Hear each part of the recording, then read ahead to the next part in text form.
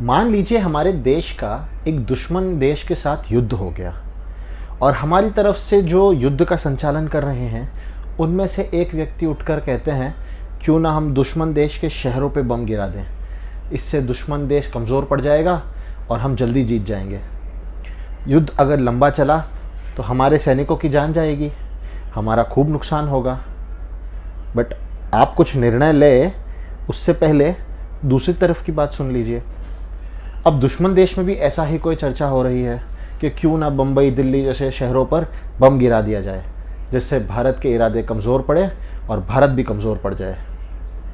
अब आप में से कुछ लोगों ने तो पहली बार में ही कह दिया होगा कि नहीं नहीं, युद्ध ऐसे नहीं लड़े जाते। कुछ ने शायद जब खुद पर बम गिरने की बात आई तब ये सोचा होगा।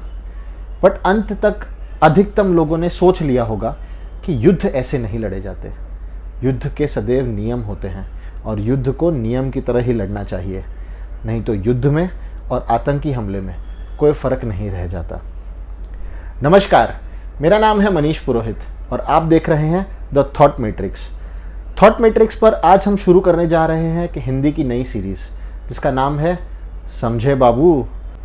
समझे बाबू में हम आपके सामने कुछ ज़रूरी विचारों को रखेंगे, उन विचारों से जुड़े तर्क वितर्कों को रखेंगे और उन पर चर्चा करेंगे, ताकि जब भी आप ऐसे किसी मुद्दे पर किसी से चर्चा करें तो आप एक वेल इन्फॉर्म्ड पर्सन की तरह उस चर्चा में कुछ वैल्यू ऐड करें।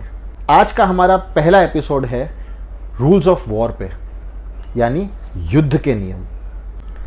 बट क्या युद्ध के नियम होते हैं? हम जिस संस्कृति से आते हैं उसमें युद्ध के नियम सदैव रहे हैं। महाभारत और रामायण में इन युद्ध के नियमों का कई बार वर्णन हुआ है। जैसे सूरज ढलने के बाद युद्ध रोक दिया जाता था। रथधारी योद्धा सदैव रथधारी योद्धा पे ही वार करता था, वो पैदल सैनिकों पे वार नहीं करता था।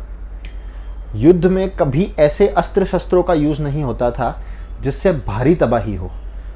रामायण में हनुमान जी जब रावण के पास एक आखिरी शांति प्रस्ताव लेकर जाते हैं तब रावण की इच्छा होती है कि उन्हें वहीं मार दे, लेकिन विभीषण उन्हें समझाते हैं कि ये राजधर्म के खिलाफ होगा और फिर रावण ऐसा नहीं करते। तो हमने सदैव देखा है कि युद्ध के नियम रहे हैं, बट ना ही वो युग है, ना ही वो लोग हैं और ना ही आज वैसे युद्ध होते हैं। तो आज ऐसे कौन से नियम हैं जो युद्ध के समय ध्यान रखे जाते हैं? तो आज के युद्ध के जो नियम हैं उन्हें कहते हैं इंटरनेशनल ह्यूमैनिटेरियन लॉज, जो जिनेवा कन्वेंशन में अपनाए गए थे। अब जिनेवा कन्वेंशन में कई बार नियम आए, उनमें कई नियम और जुड़ते गए जिनसे वॉर को और मानवीय बनाया जा सके। यदि हमें युद्ध के नियम समझने हैं तो हमें उनसे जुड़े 3 बेसिक प्रिंसिपल्स को समझना होगा। पहला, डिस्टिंक्शन, यानी मिलिट्री और सिविल इन दोनों के बीच में फ़र्क करना होगा। जो भी मिलिट्री पर्सनल है, जो भी आर्मी के लोग हैं, उनके बीच में जो लड़ाई कर रहे हैं, लड़ाई में हिस्सा ले रहे हैं, और जो सिविलियंस हैं, जो आम नागरिक हैं, उनमें फ़र्क करना होगा। युद्ध में कभी भी सिविलियंस पर कोई हमला नहीं होना चाहिए। दूसरा, प्रोपोर्शनैलिटी।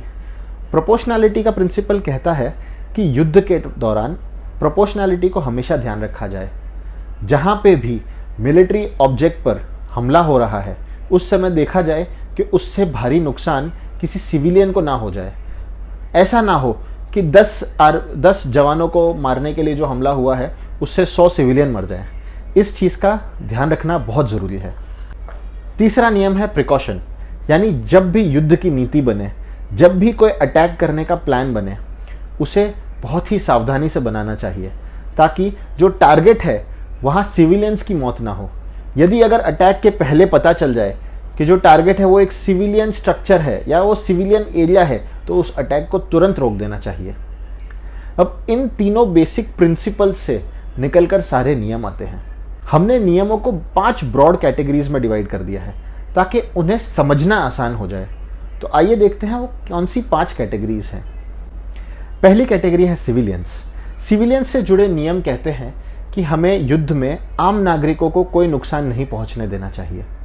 आम नागरिकों को, उनके घरों को, उनसे जुड़े बाकी स्ट्रक्चर्स जैसे स्कूल्स, हॉस्पिटल, ऑफिसेस, इनको कोई नुकसान नहीं होना चाहिए। आम सिविलियंस के पानी के सोर्सेस और खाने के सोर्सेस को भी कोई नुकसान नहीं पहुंचना चाहिए। दूसरा ब्रॉड कैटेगरी है डॉक्टर्स। और मेडिकल स्टाफ। युद्ध के दौरान कई लोग जख्मी होते हैं। उस समय डॉक्टर्स की सर्विसेज सबसे इंपॉर्टेंट होती है, सिविलियंस और मिलिट्री पर्सनल दोनों के लिए। तो डॉक्टर्स के काम को वॉर के टाइम कभी डिस्टर्ब नहीं करना चाहिए। यदि अगर डॉक्टर कहीं से जा रहे हैं किसी सैनिक को या किसी आम नागरिक की जान बचाने, तो उन्हें रोका नहीं जाना चाहिए। उनके कॉन्वॉयज पे कभी हमला नहीं होना चाहिए। तीसरी कैटेगरी है मिलिट्री, यानी मिलिट्री के जवानों को लेकर जो नियम बनाए गए हैं। तो वो नियम कहते हैं कि जो जवान जख्मी हो गया है उस पर हमला नहीं होना चाहिए। जिस जवान ने सरेंडर कर दिया है उसे प्रिजनर ऑफ वॉर की तरह ले लेना चाहिए और उसे कोई तरह का नुकसान नहीं पहुंचाना चाहिए। जो जख्मी जवान हैं उन्हें मेडिकल एड मिलना चाहिए। प्रिजनर्स ऑफ वॉर को खाना मिलना चाहिए, पानी मिलना चाहिए और अपने घर वालों को सूचित करने का एक अवसर मिलना चाहिए। उनसे जो चिट्ठियाँ आए वो भी उन तक पहुँचाई जानी चाहिए। यदि कोई समुद्री जहाज़ टूट जाए तो डूबते हुए सैनिकों पर हमला नहीं करना है और उन्हें आप प्रिजनर ऑफ वॉर की तरह ले सकते हैं। यदि कोई हवाई जहाज़ क्रैश हो जाए तो उसमें से निकले पायलट को भी आप as a prisoner of war ले सकते हैं, बट उसको कोई नुकसान नहीं पहुंचाना है। चौथी कैटेगरी है वो नियम जो महिलाओं को लेकर बने हैं। अब युद्ध में ये नियम कई बार तोड़े गए हैं, बट ऐसा नहीं होना चाहिए। महिलाओं के साथ रेप या ऐसा कोई क्राइम नहीं होना चाहिए। उनकी सुरक्षा सुनिश्चित की जानी चाहिए। पांचवी कैटेगरी है वॉर वेपन्स को लेकर।